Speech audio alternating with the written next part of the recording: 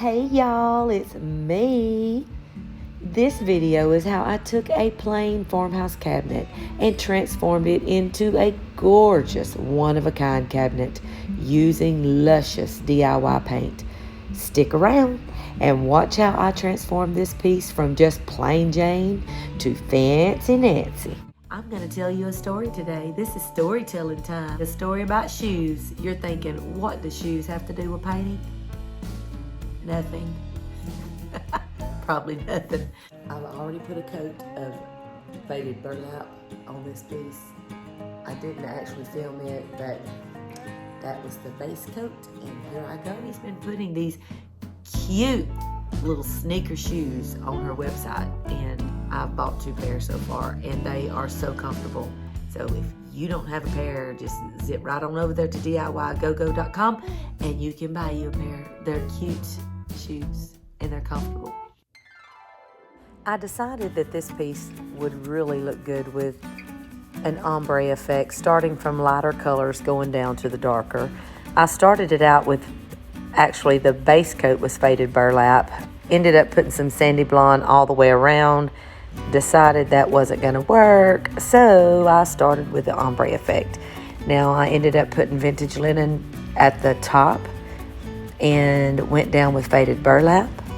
Then I'm going to go on down with crinoline and then sandy blonde, and I ended it off with prairie gray at the bottom. This customer didn't want it really dark, so I didn't really get crazy on that prairie gray. But when I get all of that done, I'm going to just blend all of those lines together. It's going to be just gorgeous. I just have a feeling about this piece. I am loving it. This is the story about me when I was probably 8, 9 years old, late 70s.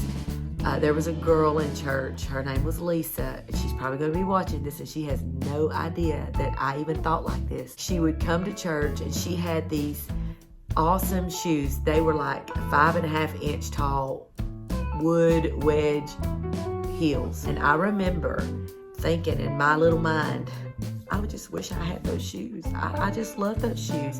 And I remember bugging her about those shoes. And I would tell her, I want those shoes. If you ever get rid of them, I want those shoes.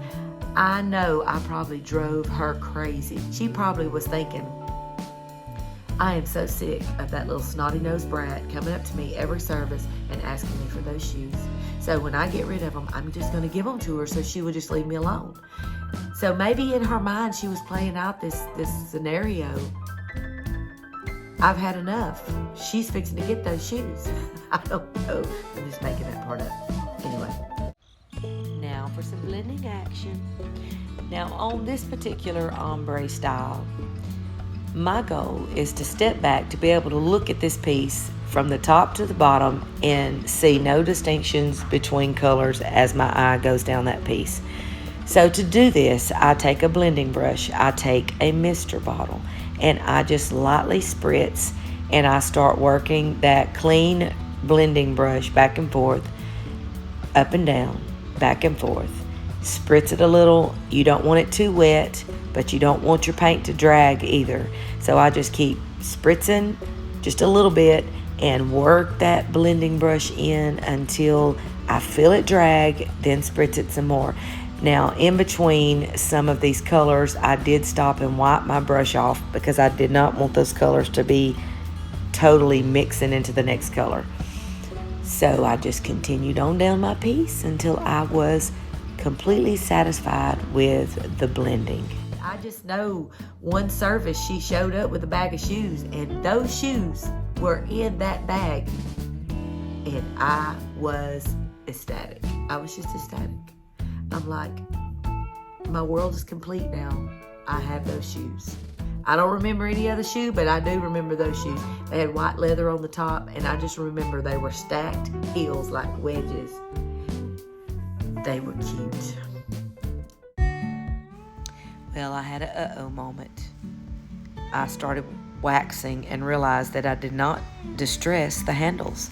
So I had to take my cloth, wet it down, and all I'm doing is wet distressing a little bit, pulling back some of that paint so the black can show out on the pulls, the handles, the hardware. Basically all I'm doing here. And then I will finish waxing. Next church service rolls around. Knowing my mother like I know her, I probably wore her down, because there's no way I'd let Cheyenne out of the house at 8 years old wearing 5.5-inch heels. I just wouldn't have done it. And I know my poor mama, I wore her down. I probably just kept on. Just finally she was like, look, I don't care. Just get the shoes on, wear them. I'm sick and tired of you driving me crazy. Or I could have, knowing me, I probably snuck them out to the car and put them in the car and wore some flats out there and then put them on, and she couldn't do nothing about it. Before she knew, I was tromping around in church. I can just see we probably had a victory march, and me, I'm tromping around, and that's when she discovered I had them shoes on. I don't know. That sounded good though. That's probably the way it went. My favorite time. It's wax time, y'all. I am taking a wax brush and clear wax, and I am just working it into this piece. I am slathering it on generously. I'm not holding back. I'm making sure that it gets into all of the little cracks and crevices and nooks and crannies, and just working it into all the little grooves. And as I am applying this wax, you can see the piece starts to deepen. The color gets deeper and richer, and I'm just loving it. It is looking great. And as you can tell, Boo knows when I am waxing. I don't know what it is. I have no clue. But he shows up when I start waxing. He loves the smell of this wax. I don't know. I don't know why, but he does. Anyway, we had the Chevy Caprice Classic red and white. Never forget it. We drove up. Mama had to get gas in the car. I readily said, yes, I'll go, because I was wearing my heels. Now, that store was old back then. It was just this sloped, like really steep sloped asphalt, very uneven walkway. I get out with my money and I'm tra-la-la-la-la-ing up that big steep incline and tripping and twirling on up that incline and go in there. I'm a big girl now. I got my 5.5-inch heels on. I'm so excited. And I go pay for my mama's gas in her car. I'm sure I pretended like it was my car out there. And on my way out the door, I had to go back down that steep, uneven asphalt drive in my 5.5-inch wedge heels. I go twirling down that steep asphalt. Yeah, you know what's coming. Okay, now the black wax. This is gonna be magic. I love dark wax. Here it goes. I made it about halfway in them old ankles. Went to doing this and them 5.5-inch heels, and it's kind of like it just started and it wouldn't stop. And before long, I rolled right on down the rest of that driveway. Landed right there at the end, right where Mama was parked. When you are applying any of the colored waxes, remember to always use clear wax first.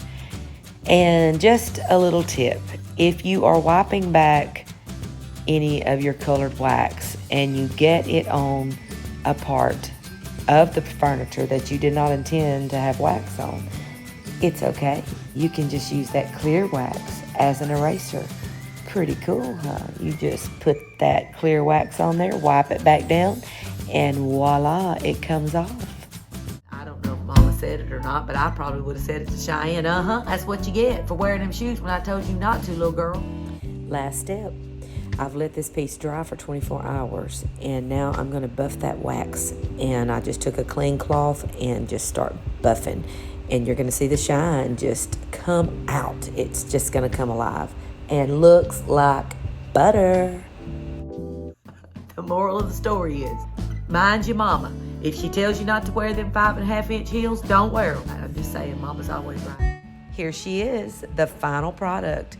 I am so pleased at how it turned out, and I hope you have enjoyed this video and that I have inspired you to get up and create something beautiful For any of the products I have used in this video, go to DIY-paint.co to find a retailer near you or order straight from Debi's page. You will find all of the information in the description link below.